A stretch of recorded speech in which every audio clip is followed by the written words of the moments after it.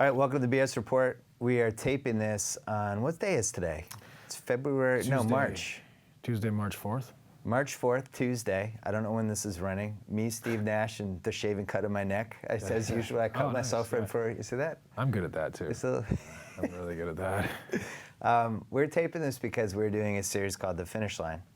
And we've done 2 episodes as of this podcast. Mm-hmm.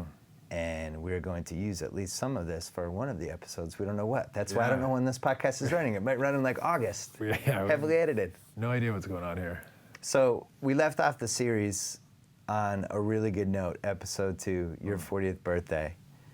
And you had a good game in Philly, had a couple old school Nash plays, looked good, feeling good. Comeback is happening. Yeah. Then you got hurt 2 days later. Yeah. For me, it was awesome because that was the first goal, like to prove that I could still do it, in the ballpark and be able to, for me to come back and to play wasn't ever my motivation. My motivation was to come back and play well, like to feel like, okay, I can go to this. I can, get where I need to go and, make a step back, make a fadeaway, like go to things that I, have always been able to go to and have that freedom to play the game. And so that was awesome. And then 2 days later, I got kneed right where I broke my leg, and it just upset that whole nerve root again, and it sent me back a couple weeks. So that Philly game, you working basically for 2-3 months trying to get back to that point where you're just playing, you're not even thinking about it. In some ways, 10 months. This happened at the end of March. Yeah. I went through the preseason, but you knew you weren't right. I wasn't right, and I started the season and I wasn't right, and I got in a terrific shape going into the season, and then when I started playing pickup with the guys a few weeks before, it's just one thing after the other. Maybe because it's 5 months of just rehab and getting up there, and then playing the game was a new demand, and it set me back, and I just never got over the hump. I never got really right. Throughout the preseason and even into the first 2 weeks of the regular season until, I kind of damaged the nerve again. So then you have this game in Philly, and just everything falls into place. And as somebody who still plays basketball every once in a while and is older than you, I probably shouldn't play anymore, but there's always those occasional times when it just feels great. Yeah. And it's just like, this is the best. There's nothing better. Was that what that Philly game was like? Yeah, it felt familiar instead of feeling foreign. Yeah. For like a while now, it's felt like I've just been guarding and apprehensive and hesitant, and that's a horrible way to play in the NBA, especially when you're a point guard. Maybe if I were a 7-footer who was really good at screening and crashing the glass, it wouldn't have as much an impact. But when you're a kind of a fluid, creative point guard, it's very limiting to be not right and to be like bracing all the time and never being able to let go, let alone, move and contort and play the way you want. So, it just felt like a total freedom. It was a great feeling, and that game, 19 points against Philly. 19 points, 5 assists. That would have been a bad game for you. Your MVP. Well, yeah. In 18 years, that's a game that most likely would get thrown in the trash as far as just like who cares, right? Right. It meant a lot to me, and it might not mean a lot to me in 2, 3, 4, 5 years, but right now it's really helping me in this kind of transition, whatever it is, this time in my life that's been really difficult. It meant a lot. It's been a Xanax for me in some ways. What feedback did you get? We premiered that first episode. You and I had talked a lot about, you're thinking about doing this project. Yeah. You've been videotaping yourself. Did it make more sense to hold it as a documentary and try to do something in the moment? And we came to the decision that it could have more impact to do in the moment just because it had never been done before. So we released this on a Friday All-Star weekend. Yeah. You're a cap figure. Now all of a sudden you're a human being behind the cap figure. What feedback did you get? A lot of great feedback, and that was right. When I wrote The Treatment and kind of planned out the story, why I thought it was an interesting story and what elements of it were universal and that it was a window into my life that everyone kind of goes through in some form or another. but you don't know. You think film first, but it was you that said, let's try in a series, and let's try to make it semi-live, semi-real time. And I thought about it, and eventually I agreed with you. But I think you were right. The story, I think, is helped by the fact that it's quite topical right now and immediate in relation to what if it had been a film. And I think that's been really a big part of the feedback, is that people are instead of, this was part of your pitch, to choose this format, instead of saying like, yeah, I remember that last year or 2 years ago, or whenever it was, and that's interesting to get an insight into what's happening. But right now, a lot of people, they don't really know what's going to happen still. And so it's given them a sense of like, this is happening right now, that's what he's going through. And I think it's been impactful in a whole new way because of that. So well done on the have you noticed, are people acting differently to you than they did before that series came out? I just think people have been positive. I think they realize that my heart's in the right place, more. I think, the whole cap figure thing, I still hear people say, I hear the odd whispers about, I was so selfish of him to play his 10th game because he can't medically redshirt and he's on the Lakers books for next year. And, that's this couldn't be farther from the truth, for a number of reasons. But first and foremost, you can't come back, play a few games, score 19 points in 20-something minutes, and then say, oh, by the way, what, I think I'm done, and so thanks everybody. One, they bring in external, a whole, I think, panel of investigators and doctors to look into things like that, and so I'm not a candidate for that, one. And two, I didn't know about that until the night of my 9th game or 10th game, which was my last game, Adonde asked me before the game for an ESPN show, it might have been even live, it might have been taped, but coming in the arena, and he said, tonight is and he caught me off guard. I didn't understand what he meant, and so I kind of asked, afterwards I asked Gary Vitti, what's the deal here? Should we have a conversation about this? Like, what's going on? Because I was like, I don't want to be step over the line just to step over the line. I'd like to make the right play. And Gary's like, ethically, we can't talk to you about that. And right. So that was one thing. But the other thing was that after digging in a little bit after the fact, because it was all new to me, I learned like you can't just oh, by the way, I'm I think I should medically retire now that it's 9 games. But that's all secondary still, because going back to what people said is, I think people realize that I love to play the game, and I realize that I'm not going to play for a very long time, whenever the end is, whether it's now, this summer, or the end of next season. So it's just, I want to play as much as I can before it goes, and I think people can feel that. That's genuine, and what I've put myself through over the last 10 months has been enormous, as far as like relative to what other things, what I've had to go through the rest of my career. So it's plus it's a contract. Like they sign a contract to pay you a certain amount of money. Yeah. You sign a contract to play for them, and because you got hurt, that shouldn't change the terms of the contract. Yeah. If you want to play, that's what they signed you and paid you to do. I don't see why anyone would have a problem with that. It's a mad fan base. It's awesome. That's why I love it. And when I was deciding where to go, a huge part of me coming here was my kids. But and now that they're here with me, it all has worked out really well. But it was also the best opportunity to win. When you look at, I don't know that many people were going to say it was going to happen like this. I think most people say they're going to have a chance to win something. Dwight eventually came. Myself, I'd played in the All-Star game the season before I signed here. So you're thinking with Kobe and Powell and these guys, they got a chance, right? So everyone swung for the fences and went for it, and it didn't work out. So it's easy now to be like, oh God, get rid of it, Yeah. But that you swing for the fences, and the Lakers are in a great position, unfortunately, with the struggle. So they're going to get a great pick in the strongest draft in a long time, and what looks like a pretty good free agent possibilities, not this summer but next.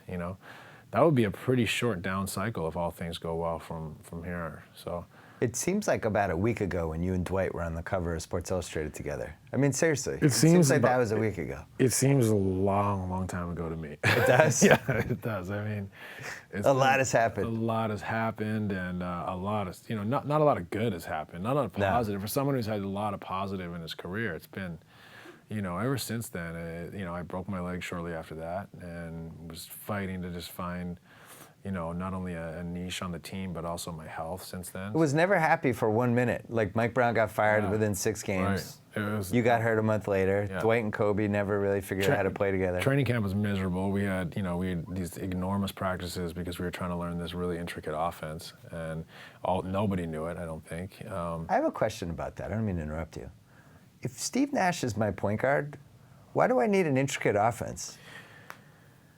I don't want you to throw Mike Brown under the bus, but no, I just feel like don't coaches overthink this stuff sometimes? When I heard that we were going to have the Princeton, it was in the summer, I already signed there, and I was thrilled to come, whether it was the Princeton, the Triangle, or whatever. You can run anything. I was happy to come here, but I was also kind of like, really? I was like, I don't know. I thought we could put people in some pretty tough spots. You have you and Powell, who are the two of like the 7 most creative offensive players, like for their position, probably in the league. Seemed like we could have figured that one out. Kobe's smart. Simplicity and in a way, because I think that's one of the things about the Phoenix days early is like, you think about this, we had this system. Well, that wasn't the system when we walked into training camp. It just developed on how we felt things were working, and it evolved, and it was like, we're really good like this. Let's get up and down. Let's wear people out. Let's create a quick shot, and if we put people in these spots, space for shooters, and have Amari rolling to the basket or Sean Marion, we can really put people in tough positions. So it's kind of the opposite of the Princeton. You know what I mean? Yeah. It's really intricate, detailed offense that has real rules, and it's a beautiful thing. The Princeton offense is beautiful. I just don't know if it was the right thing. And I think in some ways, if it had been this summer, it would have never happened because analytics probably would have, been. I feel like the analytics movement has never been like, wow, the Princeton, that would suit analytics, So, that movement's kind of turned a corner to where it doesn't seem like it, but it's an amazing offense. I just don't know in the NBA how it works, unless it's someone who's been doing it like Jerry Sloan's, system for so many years or Phil in the Triangle, that it's like, well, this is what I do. I've had success with it, Was there ever a chance you could have just stayed in Phoenix and retired there, or you weren't even considering it? I guess I could have come back there for, they probably would have offered me something small and maybe 2 years. But like 2 years, 18 million, something like that? Probably not even close to that. Oh. So to me, it was like, it's my last shot. Like I said, I just had a decent year, played in the All-Star game. I still want to play. And so I didn't want to kind of be an afterthought, and you never knew what was going to happen there with the rebuild. And it was a little bit shaky in the front office. They had. Well, then they'd let you down, let's be honest. They hadn't exactly been lights out with moves. There'd been some tough times where we'd cut corners and saved. And so I wanted to stay. But when it's appeared that they kind of wanted to start, they were going to start their rebuild, I get it. I understand. It actually is, look, they're doing great. They're one of the more exciting teams in the league. They got some really nice pieces going forward, and I think it was a good thing for them. But at the time, you don't know where it's going, and if they're going to rebuild, you just, you move on. The summer that you left wasn't a great rebuild, but then they hired a new GM. Yeah. That guy made a couple nice moves. Yeah. The irony is you probably would have loved playing on this particular Phoenix team. You would have loved it. And playing for Horny. I mean, he's a guy I've known a long time. I really like, and it would be a lot of fun. And Dragic was kind of, you created him in a lab, I think. He's Goran's awesome. You and Ginobili. I mean, he's a great kid. Yeah. Competitive, athletic. He's a really good player. Yeah. Really good player. So that's one of the things that's fun for me, just to watch him kick ass. It's like it's you feel like you're watching a little brother in a way, and now that he's kind of put himself right there in the conversation for one of the elite point guards in the league. I don't think did he get in the All-Star game in the end this year? It was the best thing that happened to him. He didn't get in. Yeah. He jumped after he did. But I mean, he could easily been in, you know, with all the injuries and how he's played since the, you know, not getting in till now. So, yeah, that's. He's going to be on my MVP ballot. I can tell you that much. Yeah. Because if you take him off that team, and they stink. Yeah. Do you feel like when you were thinking about going to the Lakers, did you talk to anybody about the pluses and minuses of chasing a title? You know, chasing a title's never been huge for me, but when I put everything into the basket, like the kids, you know, proximity, like the fact that I'd like to live in Southern California when I'm done playing, you know, the pieces they had, the organization, you know, I just, there's too much to kind of turn down. And, so But you thought you had a legitimate chance. Legitimate chance, you know, like I said, the pieces that were here, the history, tradition, you know, to play for that franchise, that I wanted to live in Southern California and being close to my kids. You put that all in one, it's like, how do you know, how can, for tailored personally for me, it has everything. But it was never like one thing. It was never like, oh, I can chase a championship this way or, you know, just solely for the kids. You know, it was primarily for the kids, and then all those other things were just too good. Did you feel 100% when you joined the Lakers? Yeah, I did. You know, it was a tough training camp for me. Our first practice was like 4.5 hours, and they weren't hard. You're just on the court and just standing around that long, man. It was killing me. Like just bad back and joints. I know that feeling. So like I literally went from the best shape of my life at the start of camp to like by the time the season started, I was just like, you know, I wasn't in great shape, not necessarily condition-wise, just sharpness and like energy. Well, the irony is with that team, you would have wanted to baby them through the preseason, you would have thought, right? Save everybody's legs. Right.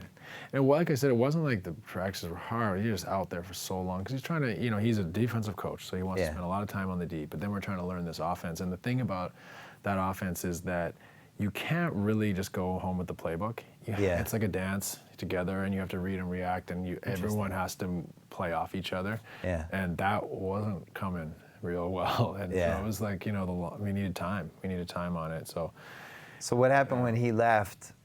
D'Antoni comes in. Yeah. Now what's the offense like? What happens next? I mean, literally, we had injuries already. We were losing. You know, already some guys weren't the happiest. Right. So Mike was just trying to, like, we didn't have enough bodies to practice really, and we had, you know, so many games at that point of the season that, you know, he's just trying to put in a couple sets. You know, like a pick and roll, a post up, and this is what we're going to do on defense. Like, you know, I mean, it's like summer league at that point. You're just, you don't have no time. You're just trying to throw things together and survive until you get time to kind of instill. But sometimes you have to put things on tape to be able to get better. And so he had to kind of you had to go out there and play some games with, you know, 1 or 2 plays at least, so he could say, okay, this is what I'm trying to get across to you guys at both ends of the floor. And that's a tough situation. Could you see that Kobe Dwight thing going in the wrong direction? Like when did you start to get worried that wasn't gonna make it? I mean, I think everyone could see that was gonna be tough from the start, right? Right. But, you know, I think as the season, you know, as it went on, you could tell that it was tough. You know, it was gonna be tough because, you know, I think Dwight he didn't hide the fact that he didn't like it, and right. You know, it's you either, I think, got to decide, I don't like this, but I'm either gonna say I don't like it and move on, or I'm just gonna eat it and just work. And he didn't do that. He kind of, you know, you could tell he wasn't committed to moving on. He was kind of like, I don't like it. I'm stuck in I don't like it mode instead of, you know what? Okay, well, how are we gonna reconcile this? And I'm not putting it on him, but you know, that you could tell that it really bothered him. And well, when you say it really bothered him, what do you think bothered him? Just, you know, he didn't like. I think he wanted to get the ball in the post more. I think he wanted everything to run through him. He wanted to run, you know, things about Kobe that Kobe would admit. Kobe can be a pain in the ass. Tough beans, you know what I mean? That's tough beans. And, you know, I think instead of being like, okay, that's Kobe, you know, and moving on or trying to work with it, it bothered him, ruffled his feathers, and then the way the ball didn't move enough for him, or when the ball doesn't move enough, it usually means the ball doesn't move to me enough. But you know, so I mean, it was tough, and I don't place the blame on Dwight. I don't place the blame on Kobe. I place the blame equally on all of us. We didn't get it done, and we couldn't figure it out, and it was just one of those things. I think from this, you could tell. You look back at now, and it just wasn't meant to happen. You know, but at the same time, you're a point guard. You've been in a million different weird basketball situations, right? where you've just been like, all right, well, these two guys don't get along, or this isn't a great fit, but I'll do this, and this, and this can work. Was this the first time in your life as a basketball player where you were like, everything you tried just didn't work? I just didn't seem reconcilable, if that's a word. You know, it just seemed like no matter what, this wasn't quite gonna happen. And because you've had it the other way too, where you've had a team that overachieved because of the chemistry. I think 2010 is a good example. You have tail end of your prime, maybe even slightly past your prime. Yeah, I mean, it's in the ballpark, but it's probably not my best. You weren't 06, 07, you.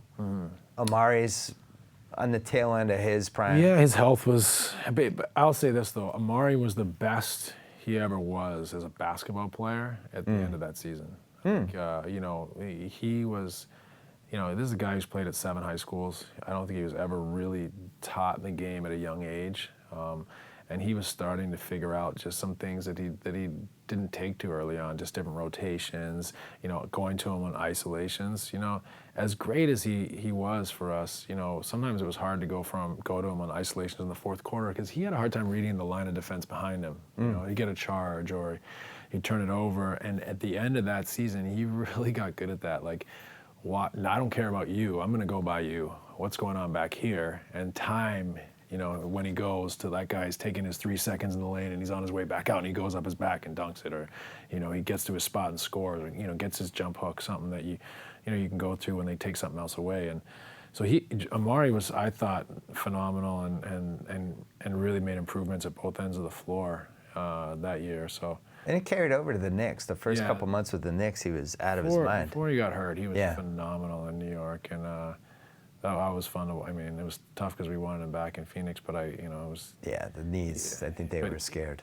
Understood, and he went, but it was amazing to see him take off like that in New York. Obviously it's pretty heightened when you do it in New York. When I wrote that thing about you that went with episode 1, one of the things I mentioned was about when we had talked about doing a book project once, and I said how one of the things that made it so interesting for me was the amount of insight you put into your teammates. And I had mentioned Amari and just how much thought you put into him as a human being and how that applied to basketball and the things that you thought about him as a person, how you would use that to your strengths to try to connect with him and make him better, things like that. And I was surprised by how many people mentioned that to me. Be like, wow, that's interesting that Nash does that.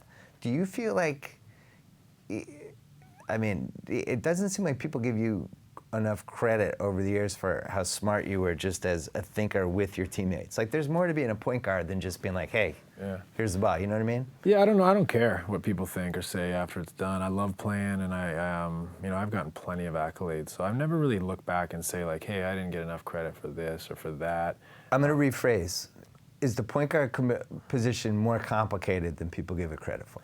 It can be. Depends on the person. I mean, I think we're all wired so different. You can approach every job differently, but as a point guard, you're so integral to leading the player, the team, and making it cohesive and balancing the ship. And I think you see some point guards who struggle with that, and it doesn't matter because I don't know, they play with the best player in the game or something, or you see, they're play with a dominant big guy or something, and then you see another guy who does encounter do all those things and lift his team. And it really does matter, or the guy like that who doesn't lift his team because he just doesn't see that.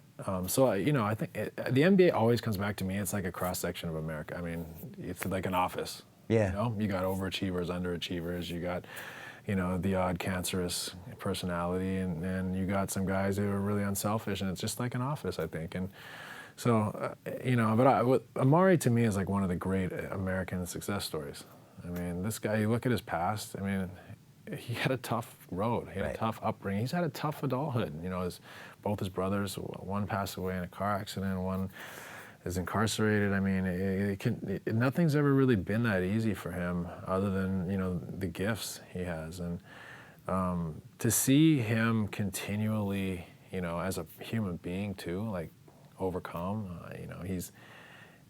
it's phenomenal. I mean, he's a guy that's, he's now married to his longtime girlfriend, of which they have, children with, and he decided one day I'm going to marry her, and like I always just see this guy from afar now. I mean, we're still in contact, but I just think this guy's, like he's overcome a lot, Yeah. where a lot of people in that position, I don't think would continue to go this way. There comes a point where it's just like, whatever, this is what I am. And he just continues to keep, peeking his head around different corners and getting there. I think maybe because he's in New York and he's got that huge contract, and the New York fans are always thinking, like, how can we fix this team? They look at that, oh man, I wish we had the amnesty for him.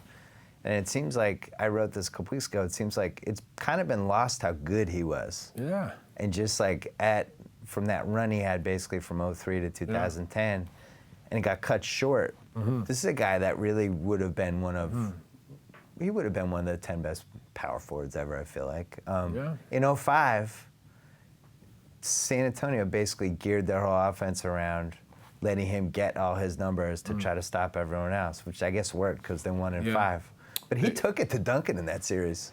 I mean, he had all the tools, and it was nice to see him show some of the mentality later in his career. But ultimately, he's just struggled with so many injuries. He's gone through so many injuries, so many things, and but he's still out there, and he shows glimpses. But you're right. I mean, you only get so injured much, so many times. Before you're just different, and I'm experiencing that myself.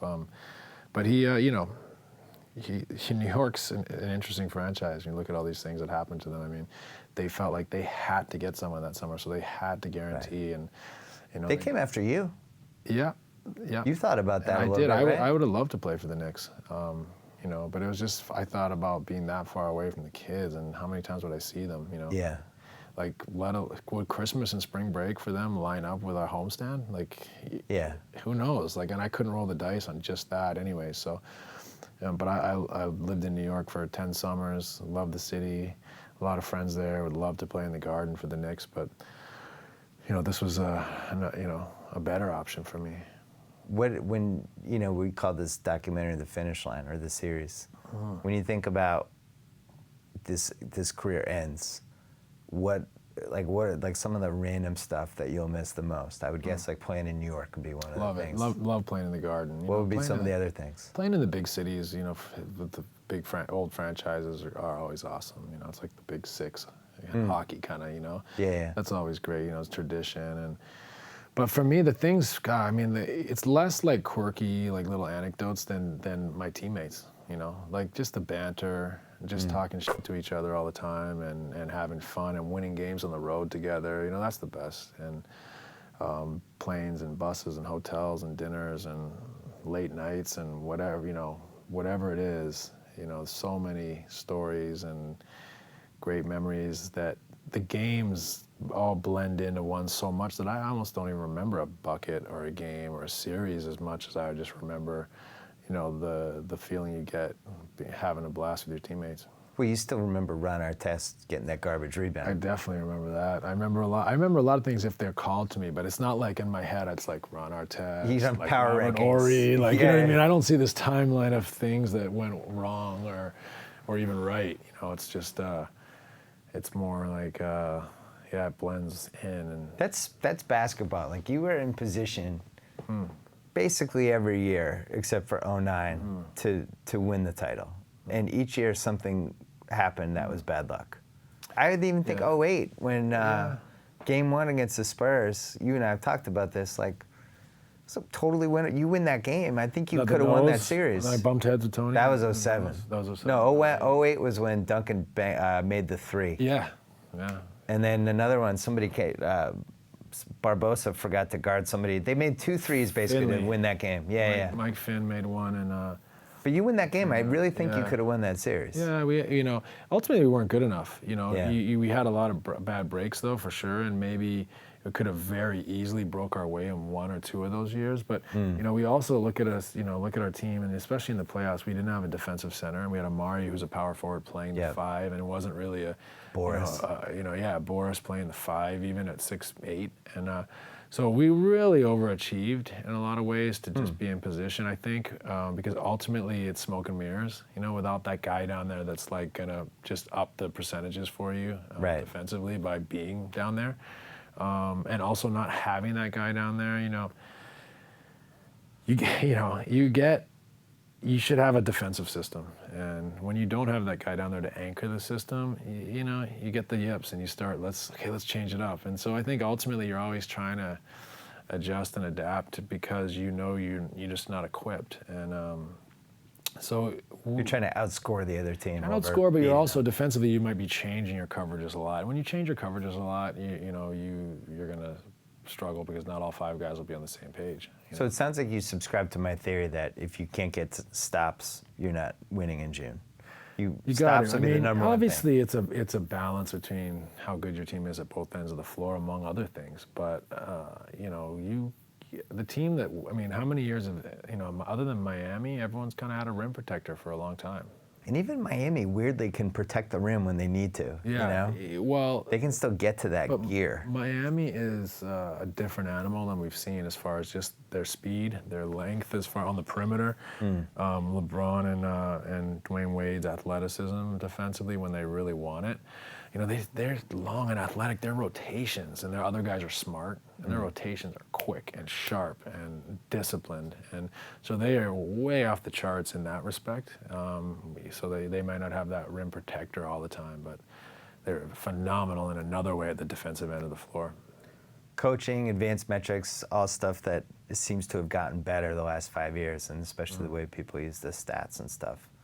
Is there anything that we have now that you wish you had had in the mid-2000s? Or did you know all this stuff innately? It's hard.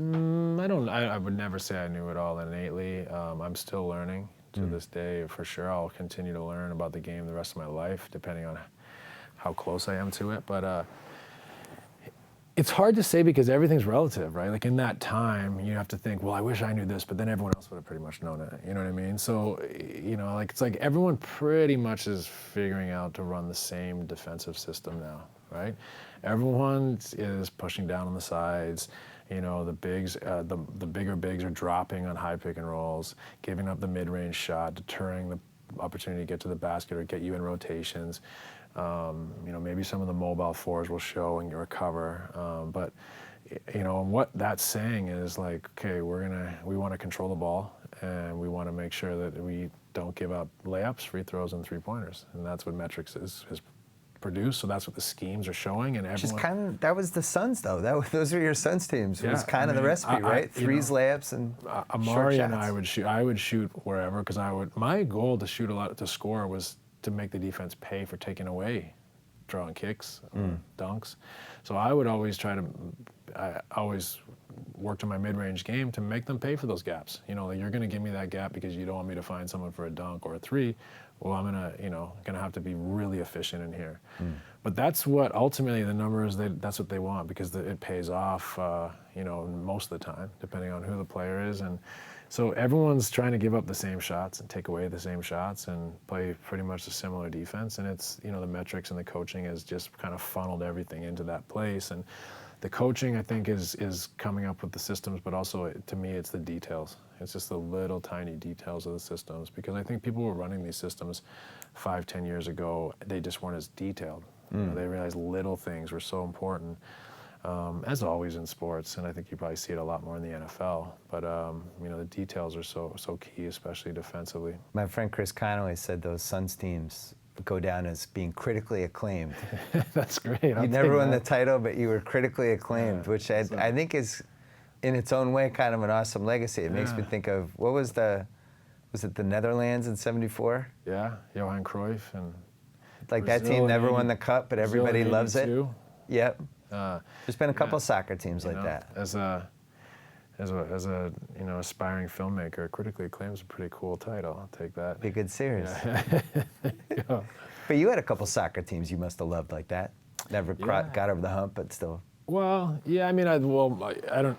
My club, my dad's from Tottenham in London, and our clubs had not had a ton of success over the years, but I've always really valued good stuff, like really creative and expansive and pretty stuff. So I always have appreciated that. And the Suns teams, I think, were kind of like that. When did you start really, really, really taking care of your body? I would say right around 28, 29, 30, somewhere in there. It's hard now. Were you in to Phoenix look yet? back. So you got away Right from before, Dirk. I You think had to get away before- from Dirk. Yeah, it was the cigarettes. Dirk. No, I think I mean I've learned so much I'm always trying to learn. So I've took care of my body better at 22 than 20 and 24 than 22. So, yeah. But I think when I really realized, hey, whoa, like you can't, you go to the movies and have 10 pounds of peanut M&Ms and a Diet Coke or something. Was probably the late 20s, right before I went to Phoenix, a year or two, and yeah, it just. Then you started experimenting the no sugar diet. Yeah. You started experimenting with naps. In Phoenix, I tried to always nap on the game day, but I didn't realize. I did that more so that I felt fresh at the game, but I didn't realize, how sleep is such a huge, huge component of all of our health, and whether you're a professional athlete or not. But for an NBA player that goes through that type of grind, it's cumulative. You basically have we're basically always in sleep debt. And so in order to chip away at that debt, even on the days you don't feel like you need a nap, if you get a nap, that counts by the end of the year or the end of your career. So that became really important. Just a lot of training techniques, my relationship with Rick, my physiotherapist who's in the series, who's world-class. And we were talking about this before we started filming. One of the most common things I got after these first 2 episodes were Rick. Yeah. And the training methods. I think people were genuinely just blown away at the stuff you put your body through, and it struck me that, I mean, I knew all this stuff, but this is what I do for a living. Yeah. I don't think people realize, like, oh yeah, they don't just go out and play basketball. He's actually getting needles in his back, and he's not the using Y bungees. on Friday night. No. I mean, and that's the thing about the series too, is that it's a tiny, like really generalized glimpse of what Rick does. But he's amazing. And so all the footage we have, maybe I should make special Rick footage, a special on him. I don't know. I mean, he's phenomenal. And what's great about what he does is that, like all people that are brilliant, it's so complex, but when you listen and he pairs it down for you, it's very, very simple. But he has the skills to make something that's very complex very simple. So that's been a huge part of my career. The summer I went from Dallas to Phoenix, that was a tough year for me. I just made 2 All-Star games. I didn't make the All-Star team that last year in Dallas, and we had Antoine Walker and Antoine Jameson join the team, and I spent the first 2 or 3 months of the season just trying to make it work, and I was really unselfish. It was like a fantasy team. Yeah, it wasn't like a basketball team. It wasn't a great fit because they're very similar players. Yeah. And so to try to make this all work, I kind of totally sacrificed myself. And the second half of that year, I think I shot over 50%, had a great season coming in, and then Sacramento, they basically put 3 guys on Dirk and I's side in the pick and rolls. He'd come all the way over to the ball. I was kind of taken out of the series in a way, and so. I think the fact that when you looked at the whole year, it wasn't a great year. You missed the fact that I really had a great end of the year. And then the Sacramento, Adelman, I think it was Christie, put him on me, and they bring a 3rd defender over with me and Dirk, and took me out of the series in some ways. And I think Mark, in some ways, was like, look, he's 30, it's going to go like this now. He's got a bad back. Yeah, bad back. Instead of realizing, well, you know what, he's got a huge hunger and desire. Sacramento did something special, and if you look at the second half of the year, he actually played really well. So I went into that summer smarting before the coming back or not. Like that series, I was pissed, and I was going to come back better than ever. And so I had already planned with Rick, we're going to have this great camp, and I went up for July to Vancouver, and we worked out twice a day, Monday to Friday, once on Saturday, Sunday off. And I mean, it changed everything because we'd worked together before, but we'd always worked more in a rehabilitory way, and we kind of developed together, because of his skills and gifts, a way to basically do all of my rehab, prehab, and training all encompassing the same stuff. So I was continually retraining myself, so rehabilitating the weaknesses, preventing further injury by strengthening, my postural stabilities and movement patterns and sequencing and just movement, and then adding skills and conditioning and strength into it. And so he had me running in the mountains, and it's like Rocky Balboa. Yeah, he did. It'd be like we'd be in the in the ocean. And sometimes for a cold tub after, he'd be like, "Hey," on the way home, he'd throw me in the ocean, and we were in the gym. I played hockey with some NHL guys some mornings. Played hockey? Yeah, I grew up playing hockey, but we did a bunch of different things. But Yeah. I was on the court at least 9-10 times a week, and just was in great shape. And So as this is happening, Cuban's thinking of dumping you. no, so Or he had already done it. it was July, so I went to Phoenix, but I'd already planned whether I come back to Dallas or not. I'm going to Vancouver for July. Yeah, I got you. And he didn't really make an offer, and kind of you could tell he didn't really want me. And Phoenix made a great offer, and That's nice though to get that little chip on the old shoulder, courtesy of this team. You thought you're probably gonna play with your whole life. Right, and it wasn't. I didn't have a chip because of the Mavericks. I had a chip because I didn't fulfill that year. We couldn't put it together. We lost. I kind of Not even a little Mark Cuban chip. I mean, tiny one? No, I mean, I was frustrated a little bit at the time because I'd heard some some of the things that the way it went down. It was kind of I didn't feel like it was always forthright. I felt like it was, I felt like there was a chance I could come back, and then I realized there really wasn't a chance I could come back unless I took half the money of somewhere else. And so, that kind of was frustrating. At the same time, it's his choice. I get that. I'll never be like, mad because you just say, I just don't like you, I want him. Could you be mad about Eric Dampier being picked over you? Yeah, for more money than they offered you? that was after. I mean, When you're a future GM, though, you can't repeat that mistake. Yeah, that's Eric Dampier over Steve Nash. It's a tough one. Hey, he won the title, so he got the last laugh, I guess. That's what it's about too. Yeah. So. But yeah, I mean, it's funny to look back. Was that a weird finals for you? Because you had one of your best friends trying to get over the hump who'd been so maligned. Kind of the ship had sailed for him with people just like, oh yeah, he had his run. He can't. Now he's beating LeBron and Wade. But at the same time, Cuban wins out of that. Because he had 2 cracks at it. Yeah. So they were both weird. The first one was really weird because they beat us to go there. And that was the year Amari, 06. Amari missed the year. So You had Tim Thomas playing 45 minutes a game. Tim Thomas played great in that He match. did. And Boris was great. Yeah. But, you look at the roster compare, He had a 6-man team. A bunch of guys who, were 6-man and great, really good players and played phenomenal, but, overachieving, I think. So on the one hand, I get it. They'd probably better than us in the end, but on the other hand, it's frustrating to not be there. And so that was a little different to watch him there. But then the last time he was there, I really wanted to see him get over the hump and do it. And it was fun. I actually went to one game in the finals. Did I tell you about the photograph? No.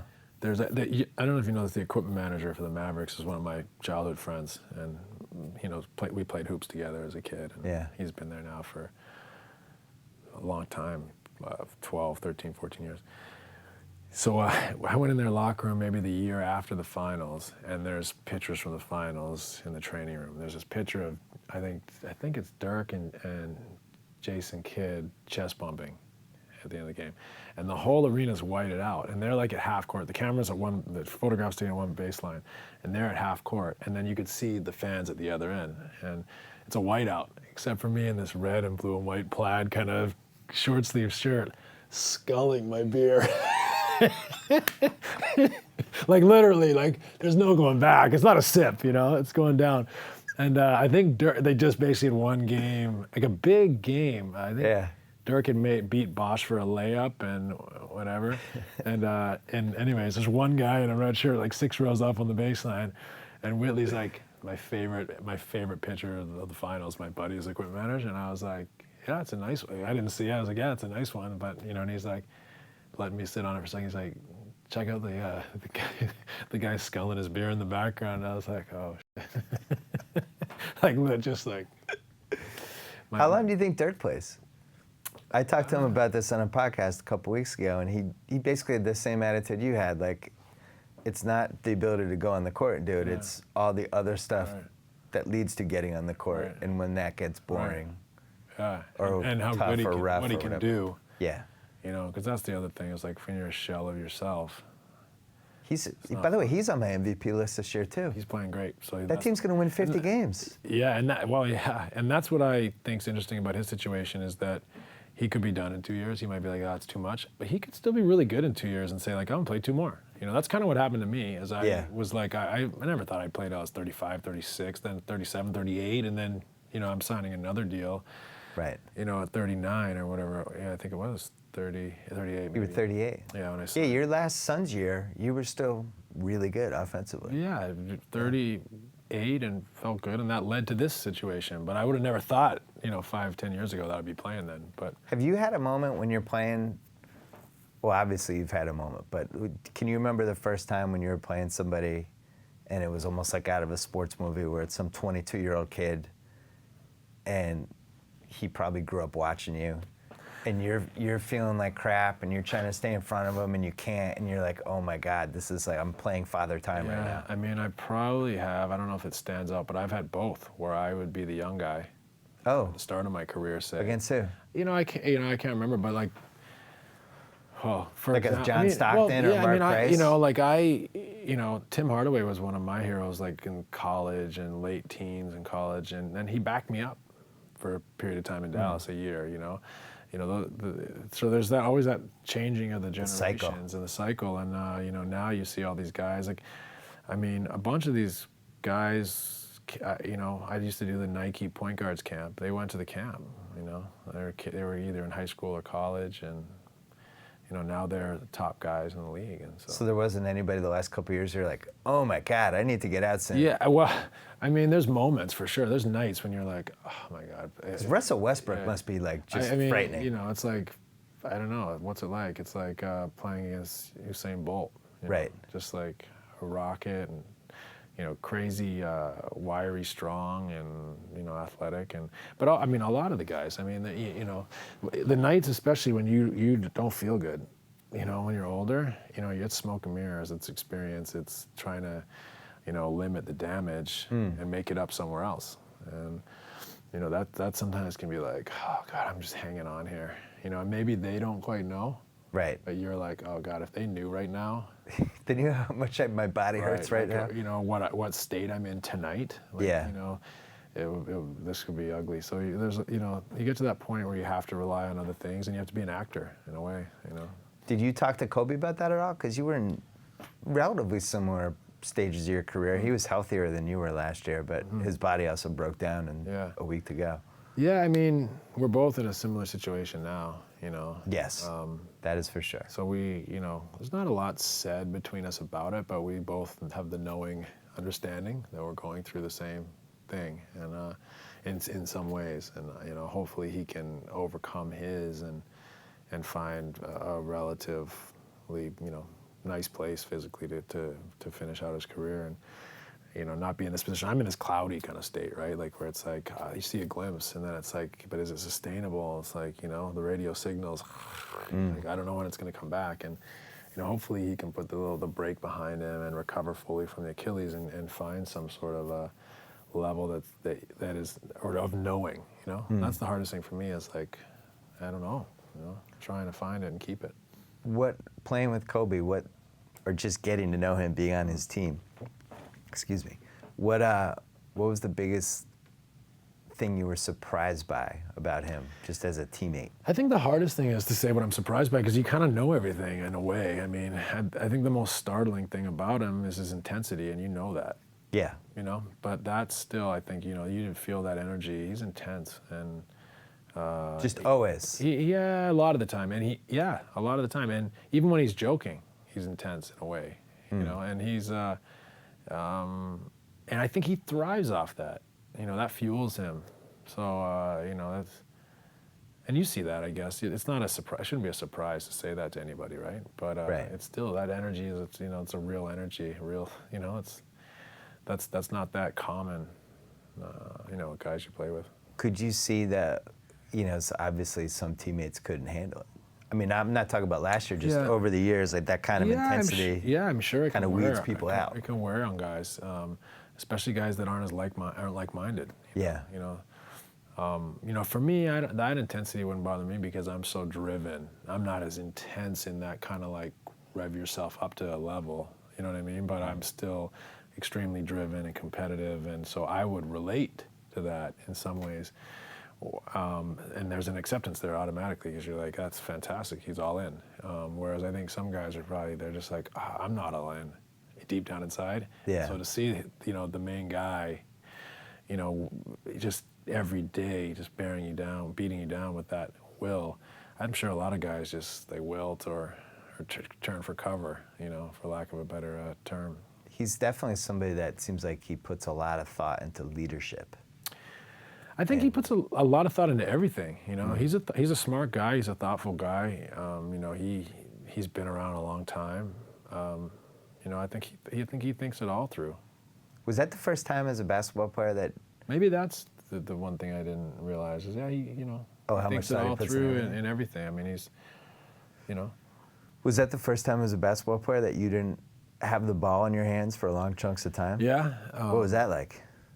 It was different, but I accepted it. I was fine with it. So it was never eating at me that much. There was sometimes when I'd be like, I really think I could, control this game or take over the game. But it never ate at me to the point where I was like, Right. It took me the other way. I was just kind of like chomping sometimes, but never was I like, because I knew coming. This is it. This is his club. He's, and his skill level last year was phenomenal. So. It was never an issue for me, but there was a challenge sometimes to keep your rhythm. I had to really, because in Phoenix, I very rarely got catch and shoot opportunities. It was always off the dribble, and so I had to really practice and teach myself that, and like kind of feel like catch and shoot and be confident. Were you watching Steve Kerr game tapes? Yeah.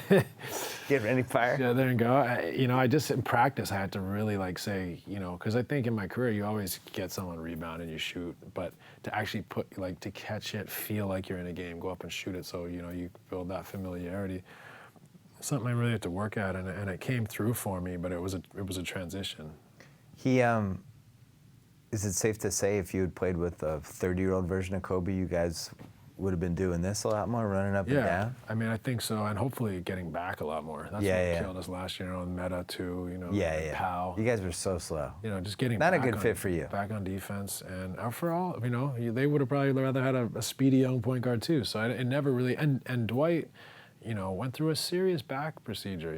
He wasn't himself either. So he wasn't himself. I wasn't myself. Powell wasn't himself. You go down the line, and it just. The names on the jersey were the same with the games. Powell, out of all those guys, Powell is the one guy I feel like in an alternate universe, maybe it wouldn't have been last year, but at some point in your careers, you guys would have been awesome together. Yeah. Just like there's something about you two that it just. Played with him, his intelligence, but also he's so mobile for his size. I mean, days when he was getting up and down the floor like that, I mean, he would have been really tough to cover in the full court, and then, pick and roll situations. Like that year, or Boris, whenever they come off. Yeah. And if I got it to him with two guys on me, it's a 2-on-1, 3-on-2 for. You made Boris a lot of money. Playmaker. Well, I don't know. There's a lot of people out there that you made some cash for. Well, Tim Thomas owes you a thank you card. I mean, it's not the worst thing. Joe Johnson. It's not the worst thing for people to say about you, but I don't want to take credit for for their abilities. One of the things people in basketball have said to me is, everybody who plays the NBA or plays in the NBA for like 10, 12, whatever years should be forced to watch the finish line, which I thought was an interesting take, because they were like, and especially a couple of coaches I talked to were like, this is it. This is the first time somebody's captured this little dance in people's heads of, no, I'm still good. Right. Am I still good? Right. Can I get there every day? Yeah.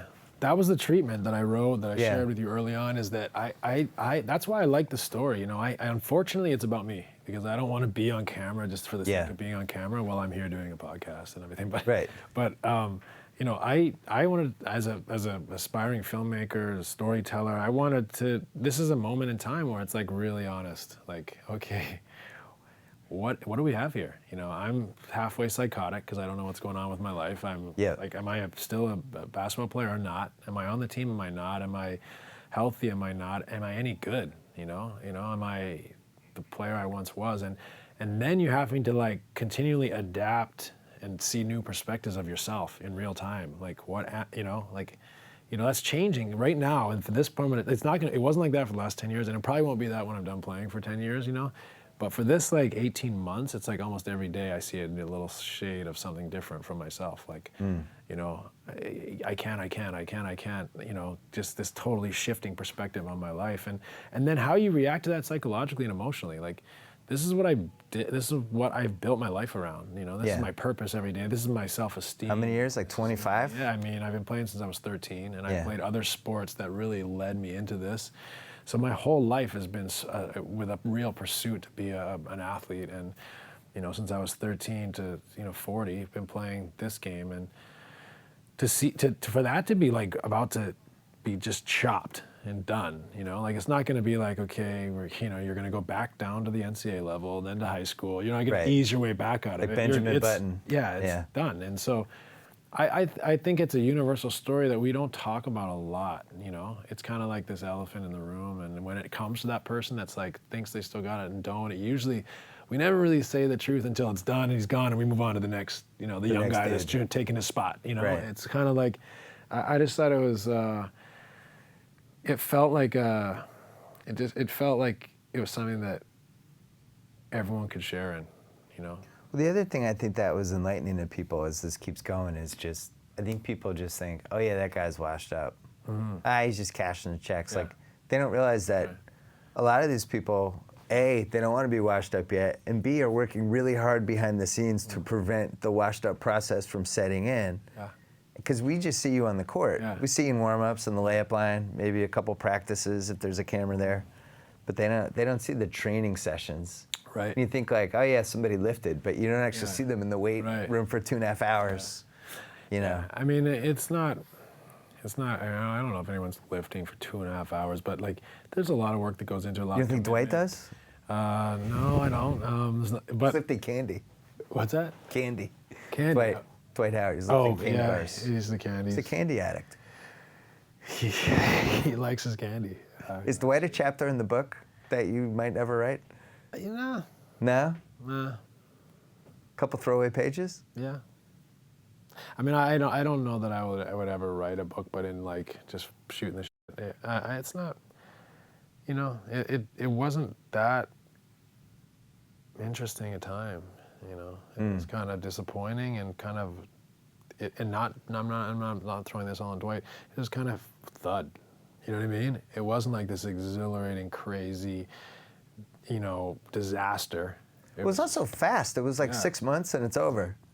You know, so it's kind of, to me, it doesn't really have that, it didn't have like these kind of key moments, like these plot turners where it's like really gut-wrenching or anything. It was just kind of like this, it's like this slow. Like, oh, this isn't working. You know, it's a slow motion train wreck, and it's like. Well, let's be honest. You loved living in Manhattan Beach. It was like everything else was great. It was like, the team's not that good. I'm in Manhattan Beach. Not to say, not to pump drugs, but that's another Xanax in this whole thing. You know, like Pacific Ocean has healing powers. It really does. Pacific Ocean every day it actually has helped me get through this whole thing.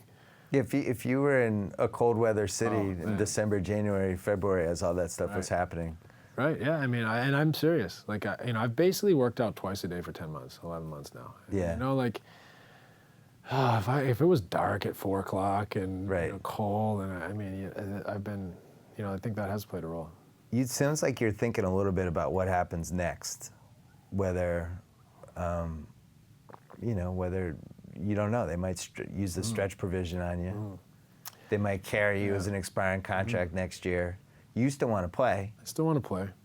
It's got to be LA, it sounds like. It's got to be LA. I still want to play. I think that it's more, it appears more valuable to them to bring my contract back. As a full contract. Yeah, because it doesn't, I mean, you said this before. That was one of the weirdest arguments I've ever had, when we were arguing about whether the Lakers would stretch you or make you expiring. See, again, I was so buried in just trying to get my body somewhere that I hadn't really thought about all these things. And someone asked me about the stretch provision, and I was like, oh, well, that's clearly me. I'm a candidate for that. But then you said to me, well, this isn't a free agent class this summer that's going to change their franchise fortune. So, and it appears that that's kind of been hinted at in the press recently, by Mitch. And so, It sounds like you're reading. Seems like you're right. Well, it sounds like you're reading about your own future in these articles, because it hasn't. Not like the Lakers are telling you a lot of stuff, right? Right. I mean, I think the Lakers have been phenomenal to me. They've been great to me. But to their credit and to their right, they should wait and see what happens. They shouldn't be committing to anything right now. And but it appears that is the route it'll go. You never know what happens. You never know what happens with the trade or the draft or whatever. But I mean, if they can't pull off a great trade, then it looks like the best class is going to be in 2 summers, not this summer. So the Lakers come to you right before the All-Star break, and they say basically, we want to use the younger point guard, see what we have there. We'd rather you didn't play again. Yeah. And you had been conditioning yourself to play because you wanted to play. Your body was getting close. You wanted to get out there. Yeah, they kind of, around right when we went to All-Star break, they asked if I would think about stepping aside, let the young guys play, so they could evaluate them. And this is right after you hurt your leg again, the game after the Philly game. Yeah. And so I heard it against Chicago on the Sunday, and then I tried to play because we had 8 otherwise guys. So I said, I'll try to play tonight, because I really, before the game, I was like, I don't know if I should. I didn't feel well at all. But I was looking at the guys. I was like, the poor guys, there's going to be 8 of them out there. I'll just try to be out there and, give them some minutes. And I couldn't get through the half. I was still hurting from the injury against Chicago on Sunday. But after that, kind of asked me to step aside, and I let the young guys play. They got to evaluate him. Jordan Farmer's been hurt a lot this year. They want to see him play more and consistent, and same with Kendall and now Bazemore. So I get it, but obviously being in this real battle for 10 months to try to get back out there, and then to get back out there, and then to be asked to step aside, it took me a week to kind of really mull it over and think about it. And plus, you like playing sports. I like, and it's fun to play the NBA games. And I know it's not gonna happen very much longer. Yeah. Whether it's 12 or 13, 14 more months or ever. So it's tough. It's tough, but I get it, and that's for the franchise. That's probably the smartest thing. And so that I don't have the right to be like, no, I want to play me, or I'm gonna go. What am I gonna do? Right. Throw the toys out the buggy. So. And I get that. So, but yeah, there were some nights where I was like, what are my options here? What should I do? And the bottom line is I feel like it's the best thing for the club, and it's the best thing for those guys that are free agents, and we're not going to the playoffs. And so it's the best thing for me to step aside and let them play. And what I've decided to do is just try to fight to become 100% again, or as close to it as possible, and be in great shape. And if something happens and I get a chance to play, hopefully I'll be ready to play, because that's not easy too, not playing for a long time and then playing. But if they were headed for the 3 seed in the playoffs and doing this, you probably might take it a little more personally. Right, exactly. So, or have more motivation to perform than right now. I'm not going to play in the playoffs this year. So it's, I have nothing kind of other than my just love of the game to really, I don't have a leg to stand on in my mind as far as why I should, not agree to do this. This is, not that if push came to shove I'd have much of a choice, but I get it, and I think it's the right thing for the club to do, even though I don't get to play anymore right now. It takes so much to get you on a basketball court, day to day. All the training, all the conditioning, everything. And you're doing it partly because they pay you a lot of money to play basketball. But let's say next year your contract ends, you're done, you retire. You won't be able to do this process to play basketball. It may be kind of weird if you were working out 2 times a day to play pickup basketball. Is that it? If your last NBA season, could you play basketball again recreationally? Would you even have fun doing that? I could see myself playing basketball once in a while, but I've also really seen myself never playing again. I can see myself on the court working with people from time. Because you seem like you're a perfectionist. I can't imagine you being like, oh, this would be fun. I'll play basketball and I'll suck and I'll be mad and angry the whole time. I can see myself playing once in a while for whatever reason. It's fun to run up, get a sweat. But I also can see myself never playing again. But soccer, you'll never stop playing. I'll play soccer. I think I'd probably like to play some tennis. Tennis, interesting. I love tennis. Golf? I love the game of golf. I just don't have that time. Yeah. You know, You don't have the 5 hours? I don't. You know, I'd rather play like tennis for an hour. Yeah. Hard as hell, and you know, battle. I think you know, but so I don't see golf coming. 2016 Olympics. Mm-hmm.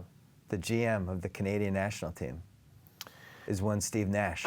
Yeah, well, hey, we got to qualify for the Olympics. You know, I've been the general manager now. What do you mean you got to qualify for the Olympics? Your team's qualify for loaded. the- You stacked the yeah, team. I mean, yeah. Well, we are in a golden era for sure. We have awesome kids that we, you know, I don't know. We have like maybe 9 NBA players. We can have as many as 6 drafted this year in both rounds.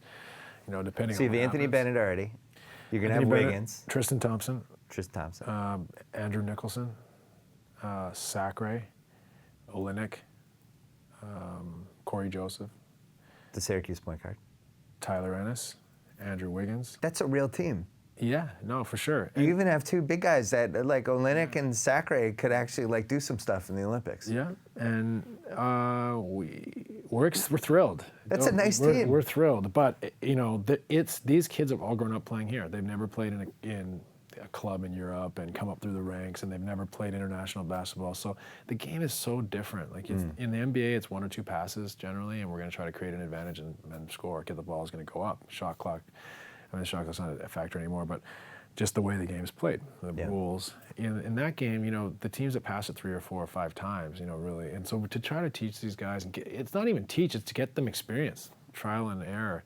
You know, that's going to take time. These guys will be in their prime for 2020, but we really want to be at 2016 so they can gain that experience. And Well, the key to the team of everybody we just talked about, I mean, Wiggins is obviously the most highest ceiling, star power, stuff like that, but the point guard's going to be the key to that team. Yeah. It's interesting. People are really split on him as a prospect. I keep hearing that he's too slow. Oh no, he's too slow. Next level. I love him. I like him. I don't. If he seems a half step slow, I think he'll figure it out at the next level. I just like everything about him. I like Tyler. He's incredibly poised. I think his skills are going to develop to where he can really shoot and knock down mid-range shots. He's a good finisher already. He gets in the paint. If he's slow, he doesn't have a problem getting in the paint. And I think I feel the same way. And He always gets to where he needs to go. that's all that matters. And I don't think he's slow. I think he's one of those guys that's just smooth. Yeah. You know, he's just smooth, and he isn't one of those guys that's like high energy, and he's just kind of always poised, and he gets to his spots. And I think that, you know, he could even become quicker as he develops and becomes, you know, a man and is doing different training as he gets in the NBA. But I don't think the speed's going to be an issue for him. I think he's fine, and I think he's going to be a heck of a player. Reminds me a little of you in one way. The thing that I like about him from an NBA standpoint is he can push off each leg and end up sideways, and that was, I thought, what changed your career when you started playing off the one leg. It went to a whole Create other some space. Kiki taught you that, right? Who taught you that? Wasn't there a story behind that? Maybe Kiki did. I don't know. I mean, we used to play a lot of horse and work out together in Dallas when he was, you know, kind of the skills Skills coach. development coach there. Dirk and I and Kiki spent a lot of time in the gym, and I know he had so many moves and such great technique and fundamentals. He taught me a lot. It's like a genius. Yeah, he had a clinic, you know. But Kiki might have influenced me to do that. But for me, it was just a situation. It started with a fadeaway because I didn't have to jump over someone. I could create a look and then I started going to the one leg a little bit. And yeah, Tyler's, he's smooth, and he's got, I think, a real feel for the game, and I think he could surprise some people. Are you going to teach him the pseudo travel scoop shot? That's not a travel, but always seems like it's a travel, but it's not. You broke that out in Philly, by the way. Yeah, I hope to teach whatever I can. When did you get that move? How old were you? I think I always. Always? Even when I was younger, I always would like jump off the wrong leg. Yeah. You know, instead of going 1-2 and the guy can meet you at the backboard, you just lean in and get to beat him to the backboard off the wrong leg. And you know, sometimes you just, even off your right leg, just jump to the backboard instead of jumping up. You know, and just you throw the defender off, put him off balance, and when you're doing it with both hands, and you know, it makes you a lot more difficult, I think, to time.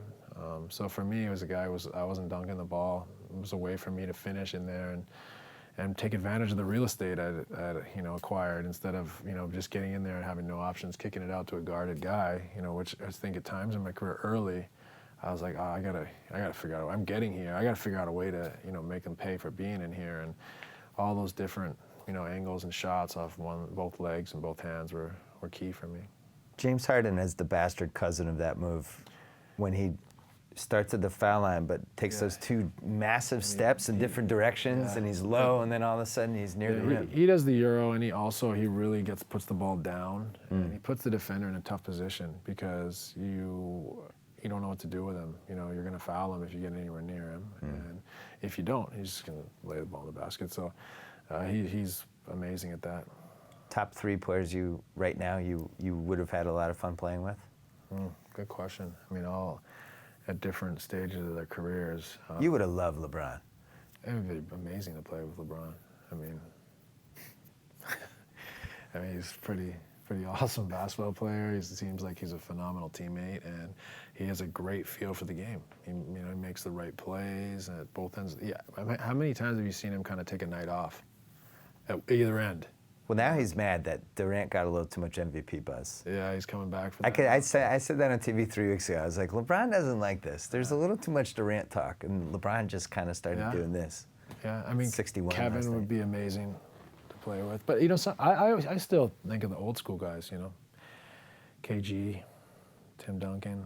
You would have loved playing with KG. That'd be amazing. Well, you were a big teammate first, and then the skills second guy. So that Or at least you would have been a good spur. That would have counted for a lot, for me. And you just see those two guys, the character. Yeah. Yeah. The way they approach the game, amazing. I'm glad you've gotten over your hatred of Duncan. Now you admire him. I always admired him. You hate that team though. He pissed me off, but no.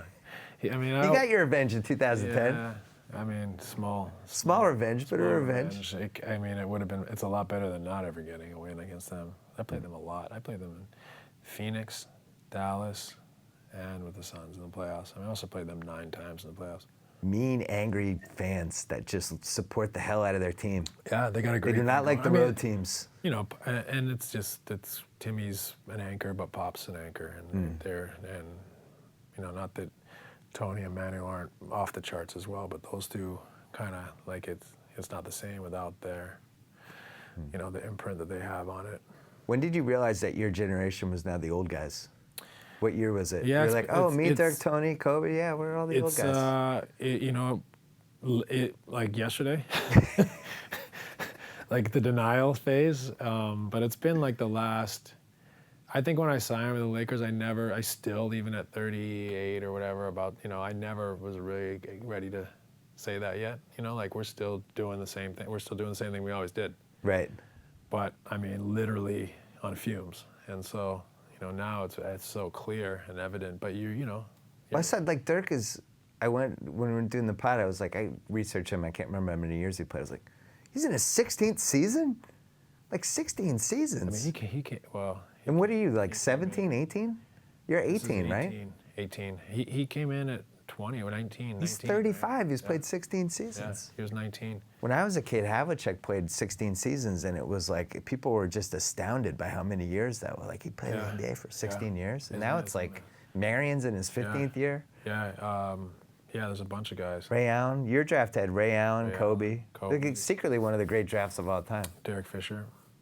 Yeah, Iverson, not that they're still playing. That draft was a really Antoine. Celtics got Antoine in that draft. Yeah, Stojakovic. Camby. It's a great one. Did you go too high, too low, or right number? I think at the time I was fine with it. I went 15th, and I was from a mid-major and had one scholarship offer. I was like, I'll take that. I'll prove myself. And frankly, at the time, I didn't know what type of pro I'd be. I was just eager to try to be the best player I could be, and I just kept getting better. The Phoenix thing was fortuitous. Phoenix was great. Great. Who'd you have? KG, Kid, and who was the other? Yeah, one? getting drafted. It was Kevin, and Sam Cassell, and then they traded Sam Cassell in the same deal and Mike Finley for Jason. Yeah. And so I got to play with really good point guards early and learn from them. And that was still one of the biggest accomplishments in my career, was playing 20-something minutes a game that second year with Kevin Johnson and Jason Kidd, like relatively still in their prime. Jason was still young, but Kevin was still really good. I don't remember if we ever talked about this, but you came to Boston one of those years and you annihilated Chauncey Billups. It was when he was a rookie. It was 97. And I was like, who is that guy? That guy would be the best guy in our team, and you were like barely playing for them. I don't remember. You were like at their all. third string point guard. Yeah. You came in, you were great. And I was lucky because Ainge was great. He was like, he's like, I don't care if it's 3 point guards. You guys can all play, so you're gonna play. You know what I mean? Right. He played all three of us together sometimes. He was like, you guys figure it out. And I was lucky to have someone that was like, I don't care. I'm not gonna put someone in who can't play just because they're 6'7". I'd rather have you guys figure it out. And so I got to play like 20-something minutes a game on a team that I should have probably never gotten a chance. So that was big. It's quite a team. Are you, after post-career, people always throw your name around for like announcing or doing I would consider studio? something. I would consider something. But it's not like, I'm not like chomping at the bit, which one, like setting it up. But I would consider it. I think and depending on the format, I could possibly really enjoy it.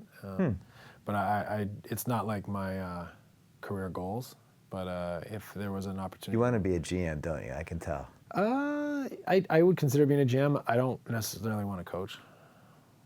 So. Yeah, because you're smart.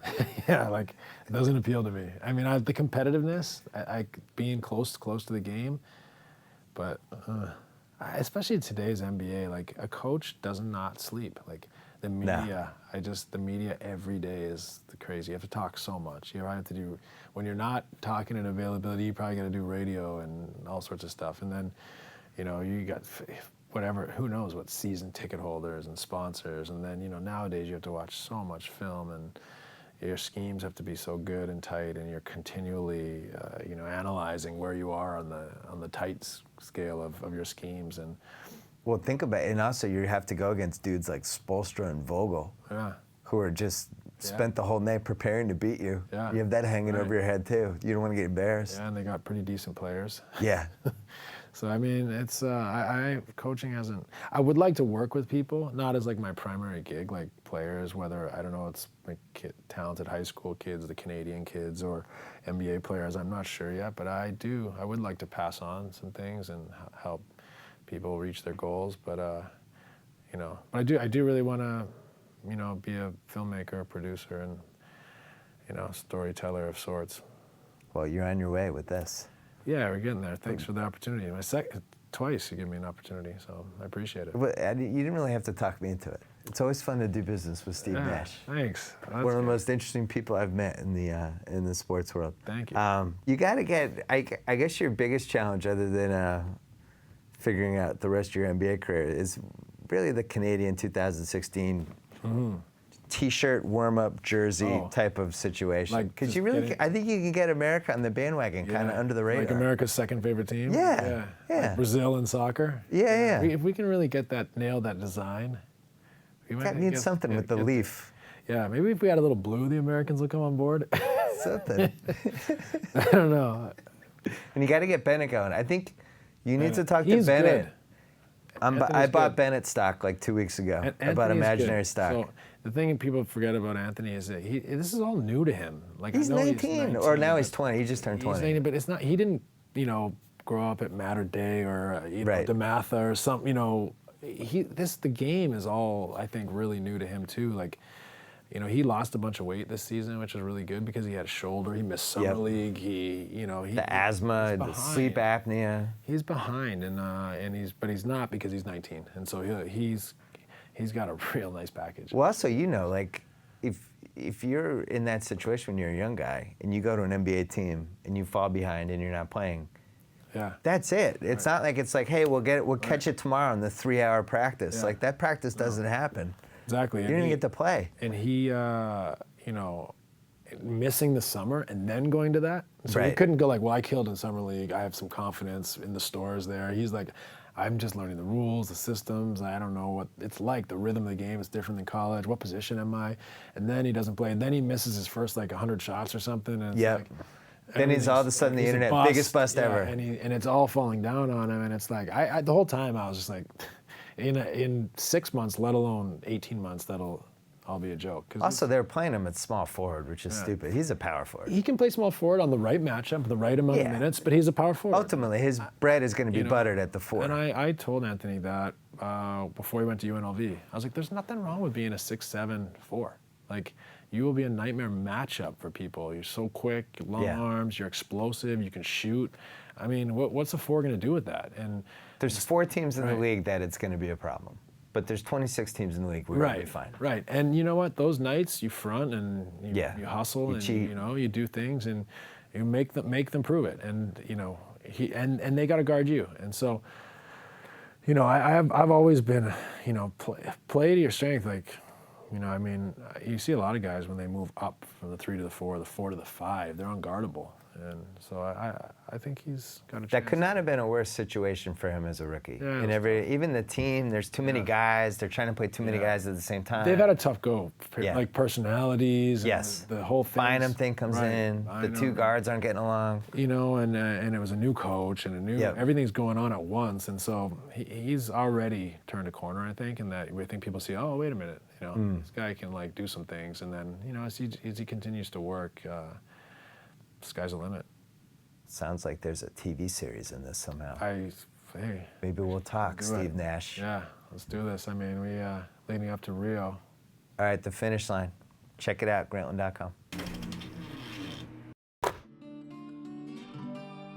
Bill Simmons is uber competitive and upset that other channels have more subscribers than we do. Please click subscribe. We would really appreciate it.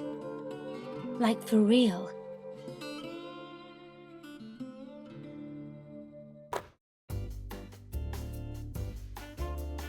Click the topics and choose your own podcast adventure.